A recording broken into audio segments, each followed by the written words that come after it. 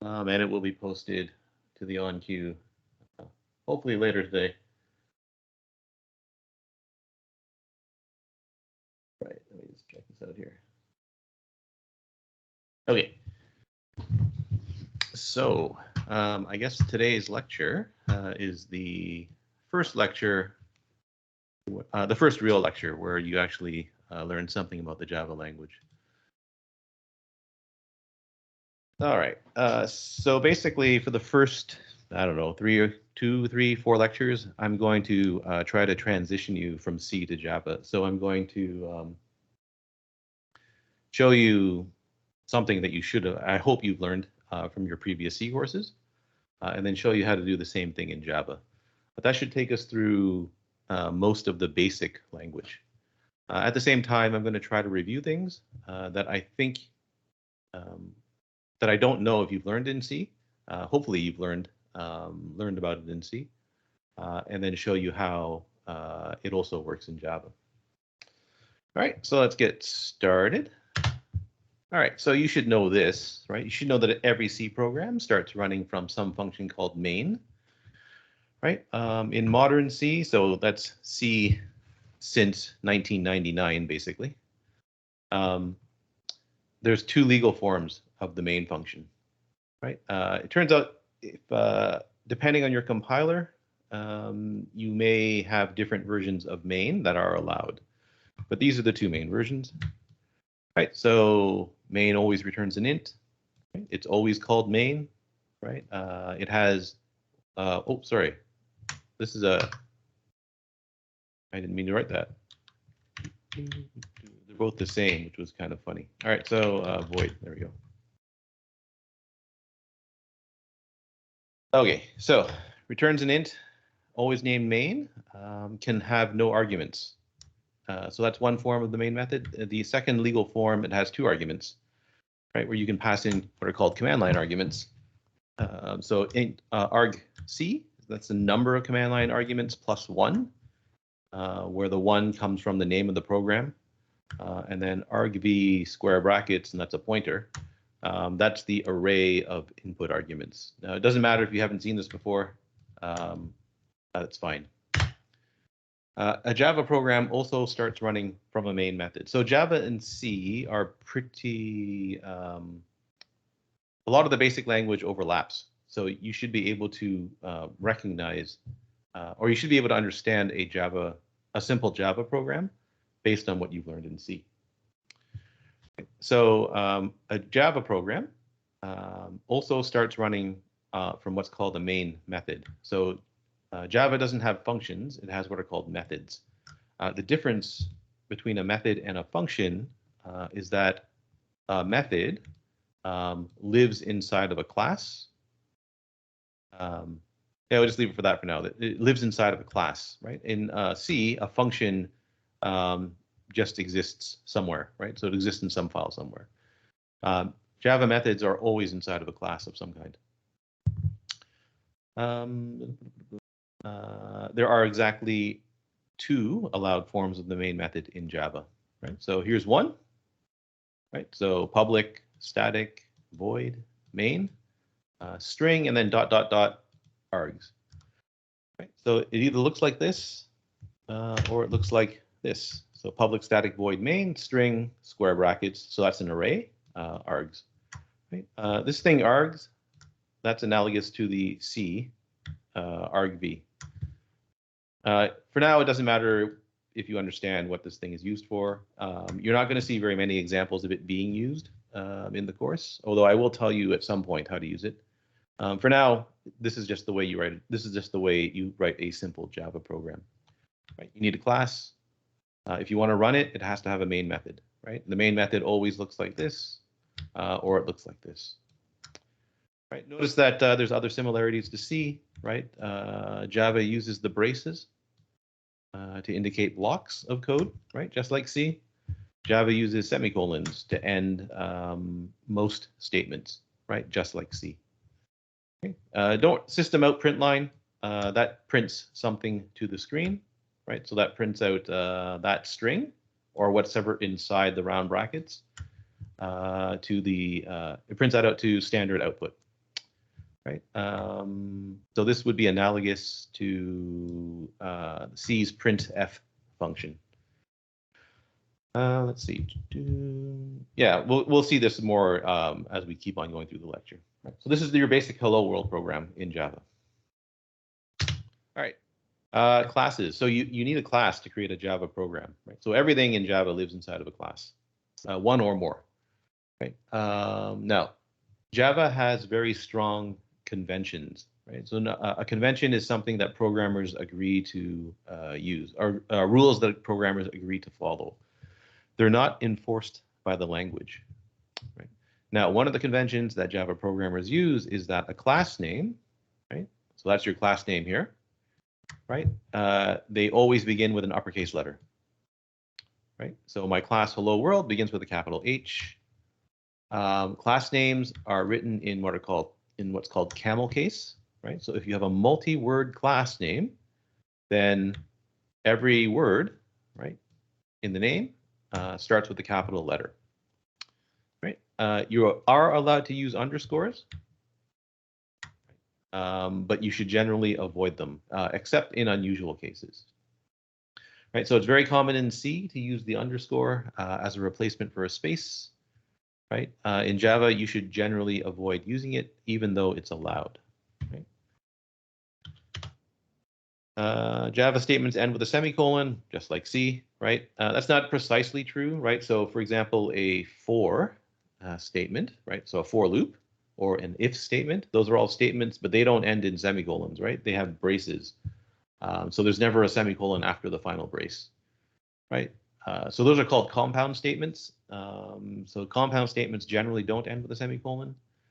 Simple statements, though, always end in a semicolon, right? So for example, right, the line that prints hello world ends in a semicolon.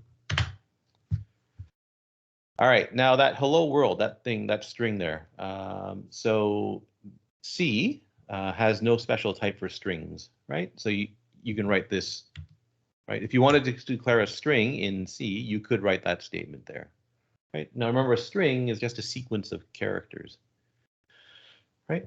C uses a null terminated array of char for strings, right? So whenever you write something like double quotes, right, and then text inside the double quotes, right, in C, somewhere in memory, that's just an array of char. Right, so in other words, it's a chunk of memory of a certain size, right? In this case, it's 1, 2, 3, 4, 5, 6, 7, 8, 10, 11, 12, 13, plus the null terminator, so 14, right? So it's an array of char of length 14 living somewhere in memory, right? If I say something about C that you haven't heard of before, somebody should let me know, and I can tell you exactly what's going on. Right? So there's your string. Now remember, C has no special type for strings. Everything's just an array of char, right? Java actually has a special type, or a dedicated type, I should say, that represents strings. Okay. So in Java, every unique string is represented by what's called a big S string object. Okay. So string is actually a type in Java. So in fact, it's a class. So to create a variable of type string, you just write big S string. You give it a variable name. So in this case, S. Right. You can assign a string literal to a string to S. Right. So this thing in double quotes, right, represents a string object. Right. It's called a string literal because it's a string that you can write down. Oh wait, there's sorry, there's a bunch of semicolons missing here. Oops, sorry about that. So this thing here, that's called, oh, sorry. Oh, there. Okay, so that's called a string literal, right? That's actually represented by an object. So there's some string object that corresponds to the literal hello world. Right now, in Java, you can then go on and do something like this. So I can then write S equals something else. Right? You can't do this in C. Right? Over here, I cannot write S equals some other string, right? In C, because you can't assign to an array in Java in C. Right? If this was a pointer, instead of an array, right? Then you could write s equals something else, right? But because this was declared as an array, right, you cannot reassign a new string to that array, right? You have to go into the array and change the characters of the array. That's not true in Java, right? So in Java, I can make a new string object and assign it to the variable s. Right, so I don't remember what languages these are written in. But anyway, these are hello world in 2 other languages. Okay. Now, you should have been taught at some point that if you want to do something with a C string, it's pretty tedious, and it's error prone. Right. So for example, if I want to join or concatenate 2 strings together, right, I have to make sure that the array that the result is stored in has sufficient size. Right. So here's my string hello, right? 1, 2, 3, 4, 5, right? Plus the null terminator, so its length is 6, right? And I'm storing that string in an array s whose length is 14, right? I then have another array t whose size is 1, 2, 3, 4, 5, 6, 7, 8, plus the null terminator, so it's 9. Right? If I want to join these 2 strings together, I have to use a function like stringcat. Right? So stringcat st concatenates the strings s and t, stores the result in s. Right? So when I use stringcat, I have to make sure that s is big enough to hold all the letters of hello and all the letters of comma space world, exclamation mark, plus the null terminator, which is why its length is 14 up here. Right? So that's just joining a string. If you want to do other stuff with strings, for example, if I want to capitalize a string, right, in C, that's quite hard to do. Right? To capitalize a string, I have to now, well, there is no function. There's no standard function that does it. So now I have to write my own function that does it. Right? And inside that function, you have to loop over the characters of the string, convert each character to a capital, to the capital letter corresponding to the capital version of each character. Right, so that's very tedious, and it's not exactly easy to do, for at least not for a new programmer anyway. Okay, so Java hides oh wait, is this right? Sorry. Okay, so Java hides almost all memory allocation issues from the programmer. Okay, so in Java, you're not worried about allocating space for the string, right? I can just write string s, right? I don't need square brackets. I don't have to say how long the string is or anything like that, right? I just say string s equals string hello, right? I can make a new string t. Well, I can make a new variable t that refers to the string comma space world. And then I can join them together just by writing s plus t, right? So that makes so s plus t.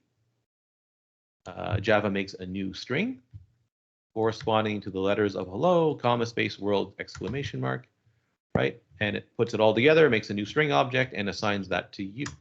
Excuse me, and assigns that to you, right? So I don't have to call, I'm not using a function in this case, or a method to join the 2 strings. I can just use this operator plus, right? So string concatenation is very easy to do in Java.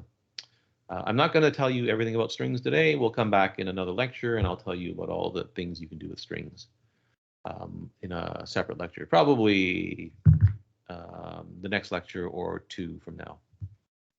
Right. Printing in C, you normally use printf or something like printf. Right. If you want to print a bunch of different types, like an int, right, and a string, and you want to do that all in one statement, you need to convert. You need a conversion flag for each thing, right? So if I want to print out CMPE 212, right, what do I have to do? Well, I need to call printf, right? I need to tell it to convert the to convert the subject as a string, right? I then have to insert a space. I need to convert num, right, which is an int, and to d. Right? If I want a new line, I have to put the new line in. So I have to put \n in. Okay? So that's how you print something. So even printing something relatively straightforward. So if I just want to print a number, it's a little bit clunky in C. Right? Sorry, hang on just a second. I have a cat issue. Sorry.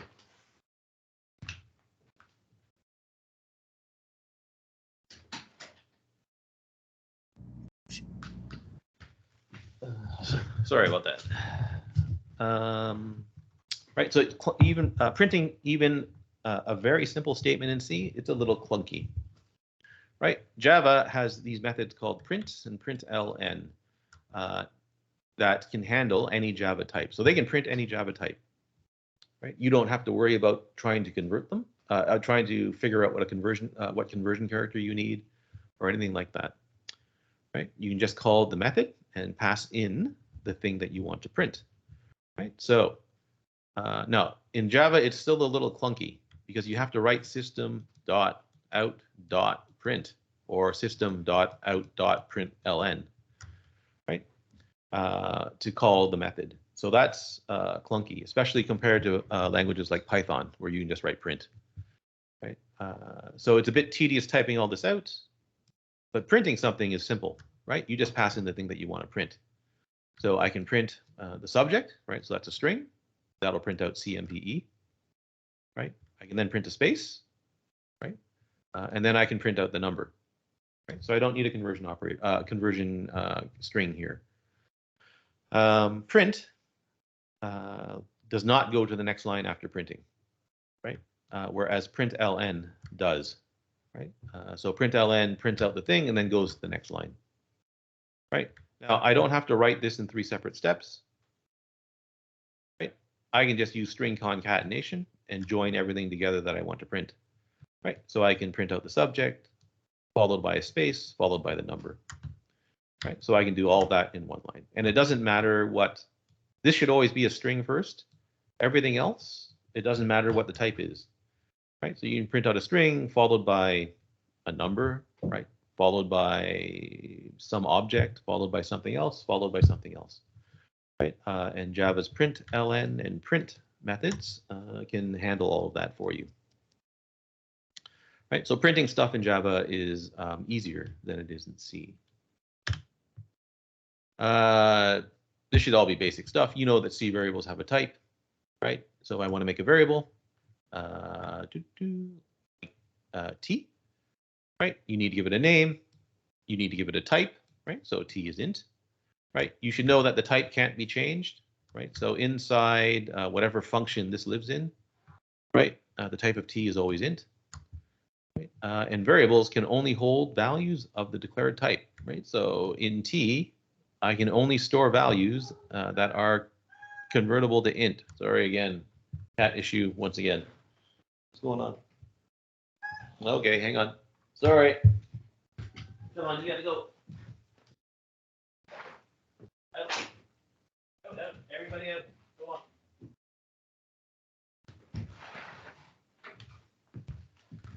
on. All right. So what else we gotta go? Okay, so car s square bracket. You know that's an array of car, right? Int arr square bracket 3. You know that that's you should know that's an array of int of length 3, right? So it can hold up to 3 elements. And you should know that you can index the elements of a C array starting from 0, right? So using an integer value starting from 0, right? So array 0 sets the first element to 0. Array 1 sets the first element to 1, and then array 2, we assign the value 2 to the third element of the array. Java works the exact same way, right? Java variables have a type. The type is declared along with the variable name. The type can't be changed.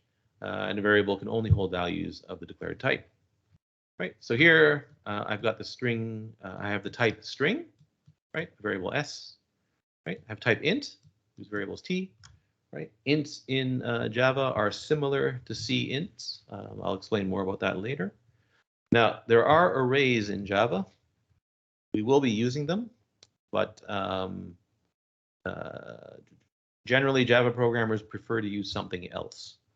Right, and I'll explain what the something else is later.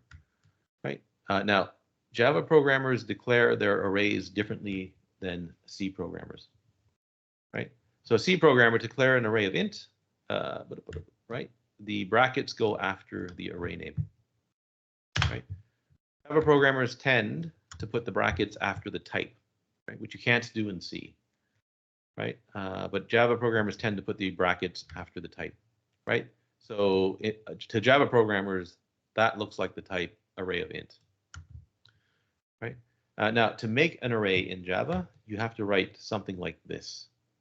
Right? So if I want to make an array of int of size 3, I have to write new, then the array type, right? The element type, which is int, square brackets, then the 3. So that will make me an array of size 3 of type int that can hold elements of type int, right? When you use the array, though, using the array is exactly the same as though, well, to index into the array using square brackets, it's the exact same as in C. Okay. We're going to talk more about arrays in the next lecture. So the convention for Java variable names is that a variable name always begins with a lowercase letter, right? And contains no spaces, right? So the no space, that's a rule, right? The convention is that you use a lowercase letter, right? So S, lowercase t. If you have a multi-word name, then you use what's called lower camel case, right? So the first letter of the name is lowercase. Every other letter that starts a word in the name is capitalized, right? So that would be an example of a multi-word variable name. Again, this is convention. It's not a rule. It's not a language requirement, right? So Java programmers expect their variables. So if a Java programmer reads a program written by another programmer, right, they expect their variables generally to be written like that. Okay. Comments are the same in C and Java, right? So a line-ending comment starts with // right? It's identical to C. Right, so here, comment, comment, comment. Right, this is just a little example that computes compound interest. Right, so I've got a double value p, who's 100. That's your initial. That's your principal. Right, double in Java is similar to double in C. Here's my interest rate in percent. Right, 1.25%. Right, and here's the final value after 10 years after compounding interest. Right, there's no POW is similar to C's POW, right? Except in Java, it's called math.pow, right? So this rate computes that raised to the power 10, right? There's a bug in this slide. Can anybody see it? You probably only recognize it if you actually ever seen the compound interest formula.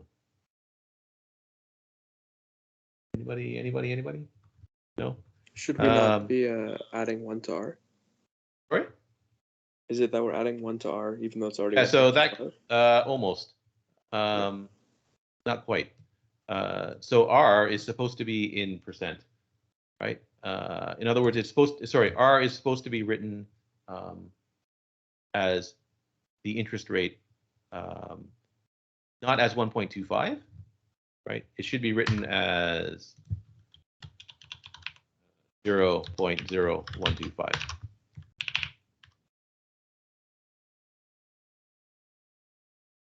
Right. So it should be, that comment is now wrong though, of course, right? So if you have 1.25%, then you have to divide R by 100, like that.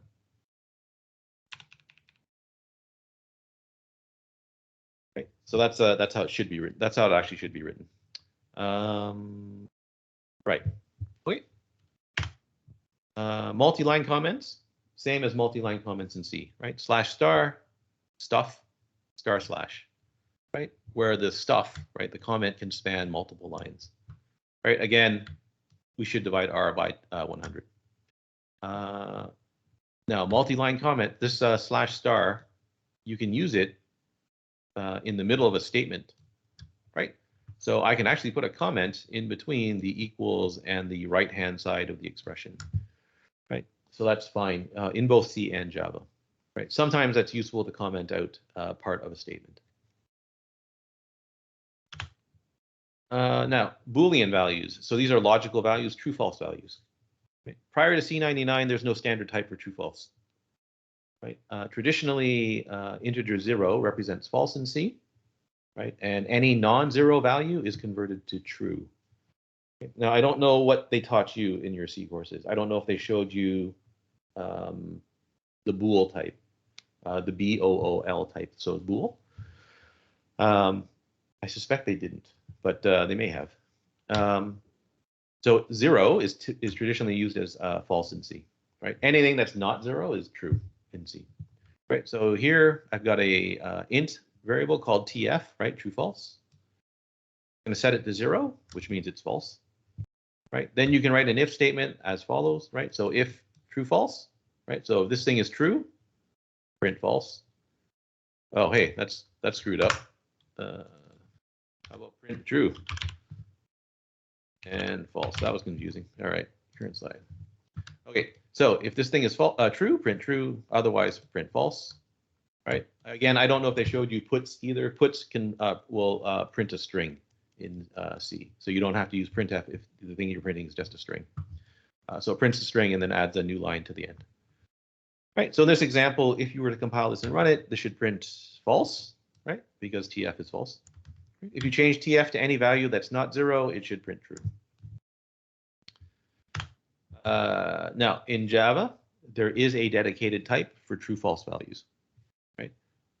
So I screwed this one up too. Sorry. When I wrote the slide, I just copied and pasted it. And apparently I didn't read it very carefully when I wrote it. All right. So there's a type called boolean in Java. Its only possible values are true and false, right? So you can't, it's not like C where you can assign 0 or non-zero to a true-false value, right? In Java, it's either true or it's false. You can't do anything else, right? There is no built-in way to convert a non-Boolean value to a Boolean value, right? So there's no way to convert an int to true, and there's no way to true or false, sorry, in Java, right? If you want to do something like that, you have to write your own method, and no Java programmer ever does it, right? So here's a Boolean variable called tf. I set it to false. Right, I have an if statement. If statements work exactly the same as they do in C, right? So if tf is true, it would print true. Otherwise, it's going to print false. In this case, obviously, it's going to print false, right? In both C and Java, you don't need this construct. You don't need this if-else construct if you have a Boolean value, right? So this is the type of if statement that a lot of new programmers will write, right? If you want to print a Boolean value in Java, you just write system.out.println tf, right? If tf is true, it'll print out the string true. If it's false, it'll print out the string false. Now, the types in C. So C's got a bunch of types. Most of these you probably haven't seen, I suspect. Right. So these are all of the built-in C integer types, right? So any value that can represent an integer in C has one of these types. My suspicion is they did not show you all of these. Maybe they did. That would be nice if they did, but maybe they didn't. Right. And these are the corresponding literals. So a literal is a value that you can actually write down. Right. So for the int types, they are all integer values that you can write down in your program. Car, hopefully they told you this, right? Car can represent individual characters, right? But underneath the hood, it's actually an integer value. You can do arithmetic with car values, right? So even though it looks like it's a letter or some sort of symbol, right? A single letter symbol, it's actually an integer under the hood, right? C has signed and unsigned versions of all of its types. Of all of its int types, right? So a signed car can take on negative values, right? An unsigned car takes on only positive values, non-negative values, right? So 0 or positive values, right?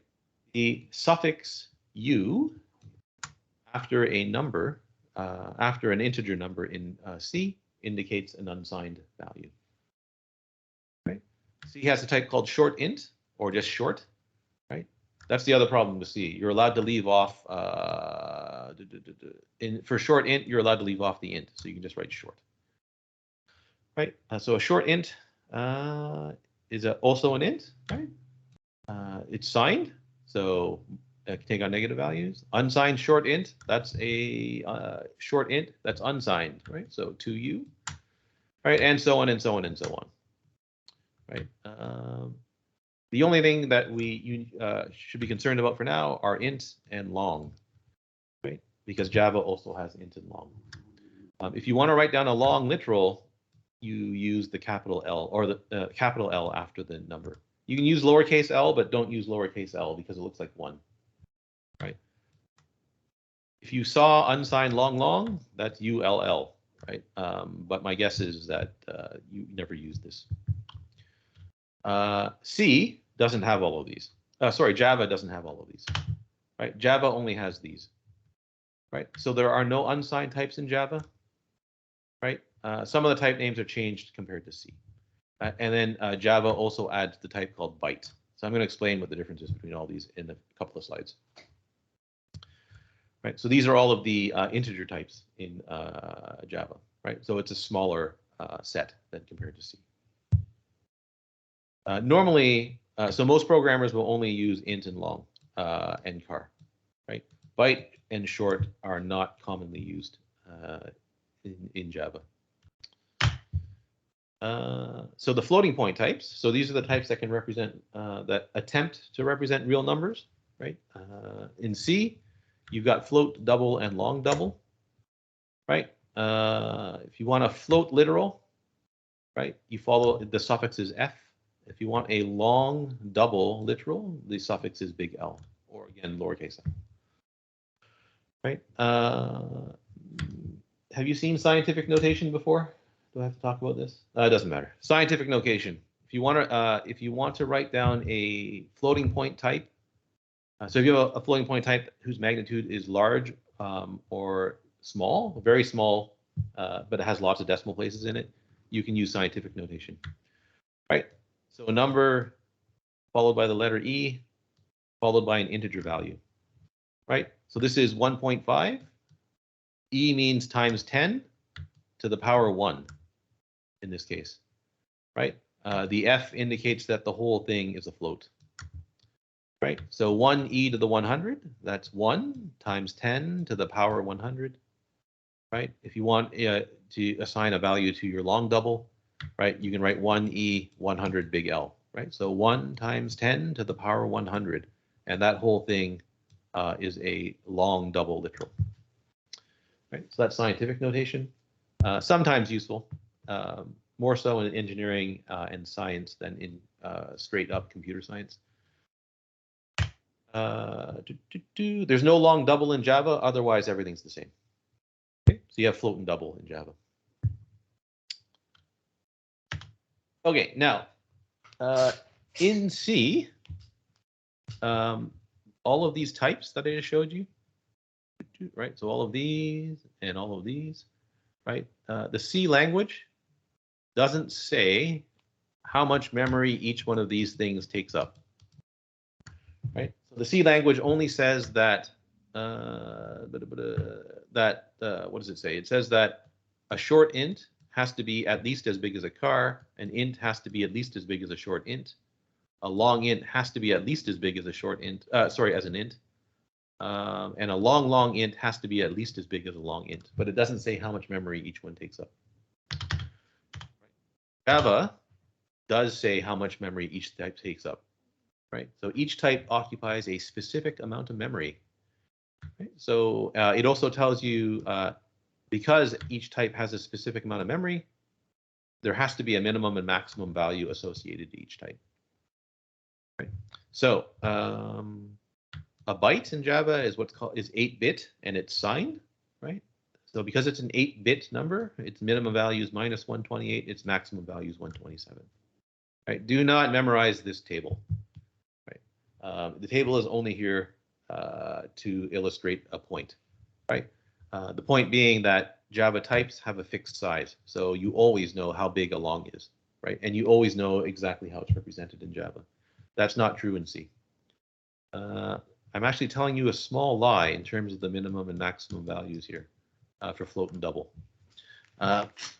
Both C and Java have a notion of negative and positive infinity. So I guess technically the smallest value for float is negative infinity, and the smallest value for by minimum I mean the largest minimum value, the largest negative value. Wait, I screwed int. There's some signs missing here.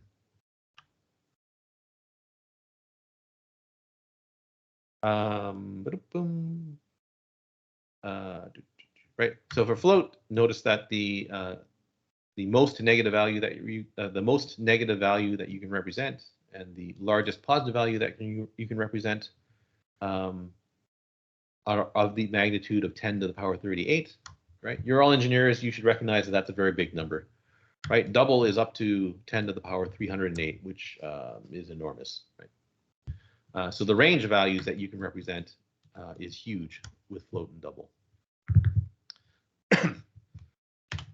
Okay. What time is it? Now, probably to your relief, there are no pointer types in Java. Right? So Java has no mechanism for accessing memory directly. So therefore, there are no pointer types in Java. So one of the design goals in Java was to remove manual memory management from the programmer, right? To remove the responsibility of managing memory from the programmer.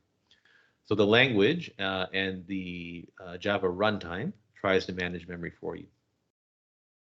So there's no mechanism for accessing memory directly, which means you can throw pointers out the window. Right now, you may have learned in C that pointers are in fact very powerful. Right. So if you're so a careful programmer use pointers, right? You can do a lot of things with pointers. Right. So Java takes that away from the programmer. Because you do not access memory directly, you're not concerned with allocating memory for objects, right? So the language takes care of that for you, right? So when you make a new string, Java takes care of allocating the memory for the string for you, right? And that's true for any other object in the language, right? The only exception is when you make an array, right? So when you make an array, normally you specify the size of the array.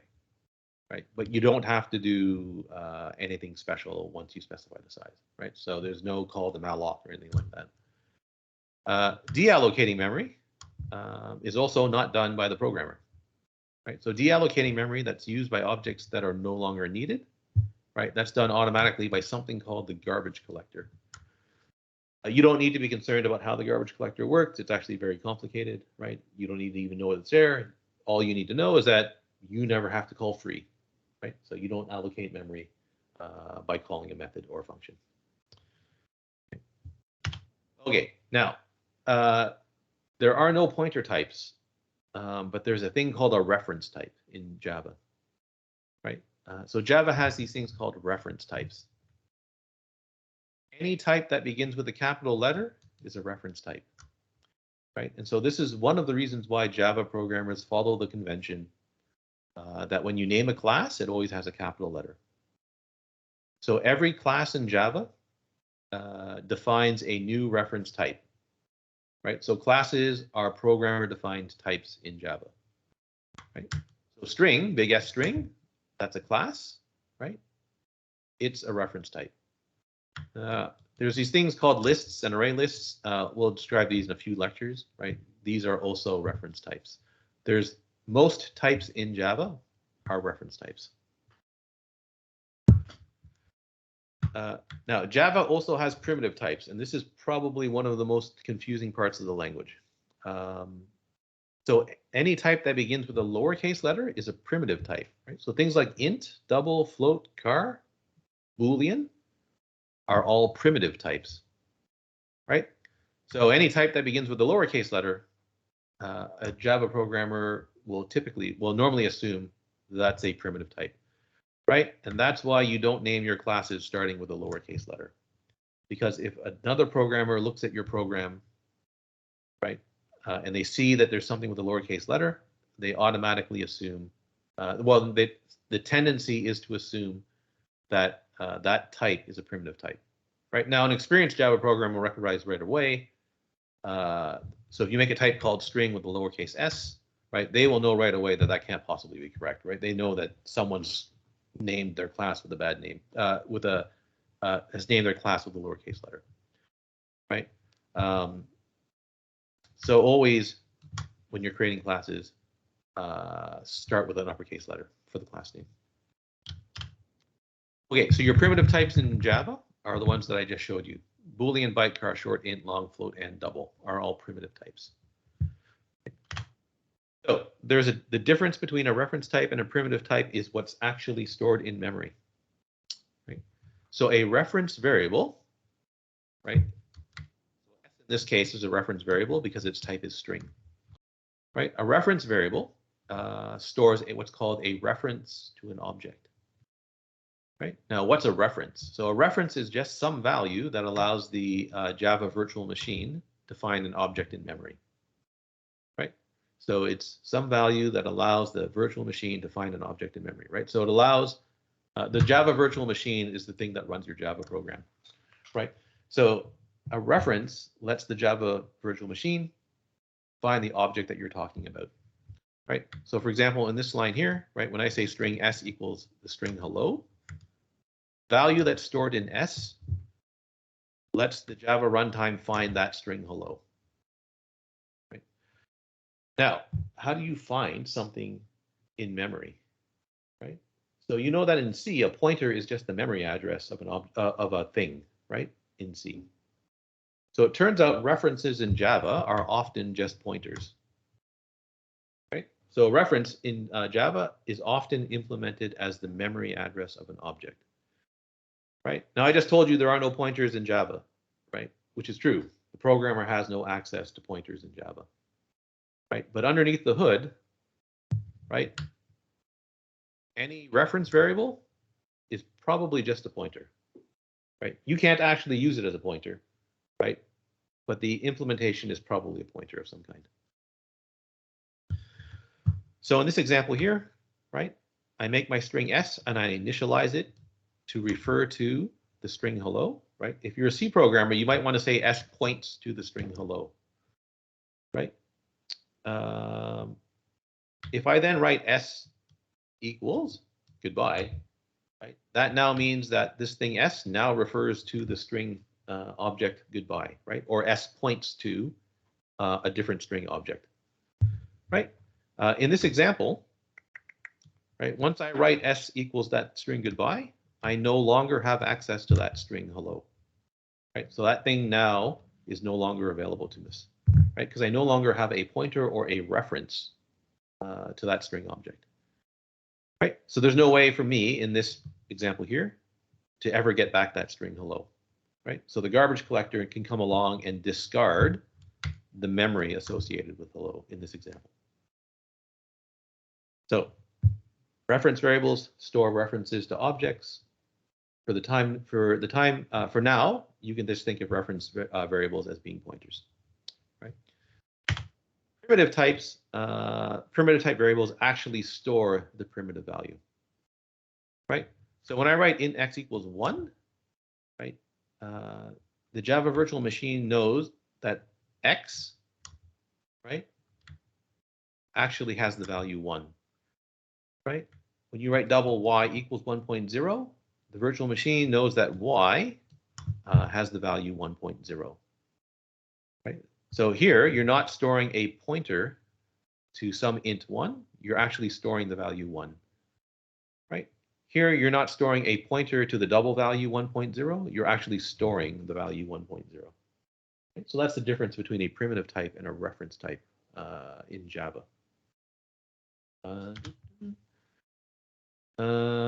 Let's see what time. Okay, so the primitive types in Java, I told you they all occupy a defined and fixed amount of memory, right? The different primitive types occupy different amounts of memory. So the implication of this is that the range of values that you can store in any of the primitive types is finite, right? So in other words, for the integer values, there is some largest negative value that you can store, or there's some largest positive value that you can store. Right, int is your usual choice for calculations involving integer values, right? So normally that's your default choice, right? Yes, you have byte, short, char, and long. Normally, though, you just use int, right? Unless you have some good reason not to, right? The smallest or the minimum integer value that you can store in an int is that, right? It's defined, or you can get that value by writing that. So if you write big I integer dot all caps min value, that will end up being that value there. Right? If you write big I integer dot max value, that's the largest value that you can store in an int. Right? Which happens.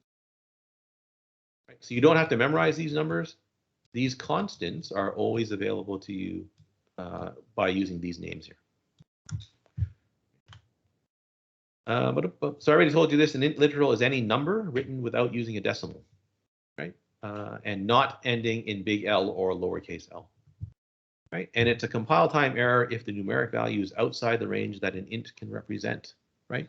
They may not have told you this in C. It's not a compile time error, I don't believe. Oh, no, it is a compile time error in C, right?